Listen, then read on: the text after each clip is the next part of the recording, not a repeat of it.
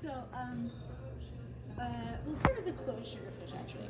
So we talked about here just this idea of as we go through, we want to, if we do like for example the leg, instead of just trying to keep our pelvis where it is and just letting the action hit the leg, even if I still want to emphasize the leg, I want to still have it affect the rest of my body a little bit. So being okay, tilting that pelvis up, and then letting it push back. We talked about being pulled back from like someone pulls you from your hips. How would that move? Passing tug. So from here we talked about a few different things. This idea of like if the break comes here, how can we do something with it? So we talked about like pressing out the connection a little bit more, and then moving into the thing and trying to get like side eye with your partner. Yes. Just to be able to communicate that. We talked about the intention with like the dips and stuff, like something like that. I don't remember the Yes. exact term, but So I'm always targeting where I want to land in any kind of turn. So whether that be like, so when I'm going into this, I want to think about I want to land here, and then I want to hold back a little bit. So when the open happens, it has a little bit of sharpness. And then when we talked about it in general, anytime I'm making a movement, I want to prep my body in the opposition before I move. This will just have a little bit more definitiveness to your movement, and once again, make it look like you intended to do it versus it coming out of nowhere.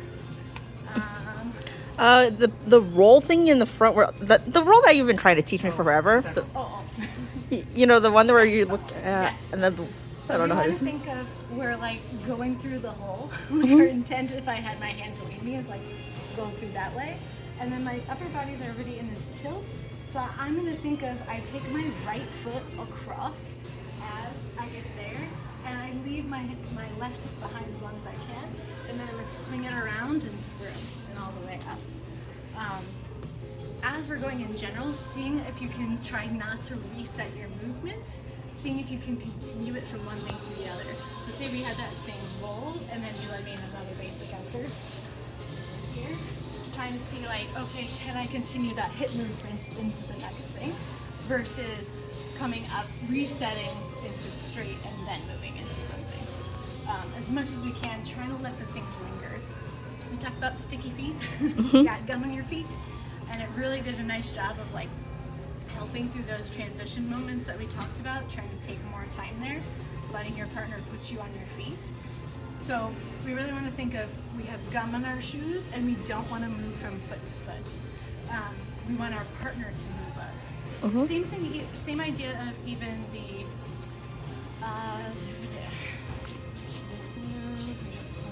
and then same idea here is that instead of me coming around myself and coming off of this direction, I want to think of my partner as the one driving this rotation around. So that way we can feel all the way through that piece. What else am I? Spine rotation. So in blues dancing especially, we want to make sure that we have that rotation and letting our upper body, for example, stay or even go in opposition, and letting our hips do a lot of movement. So more basics.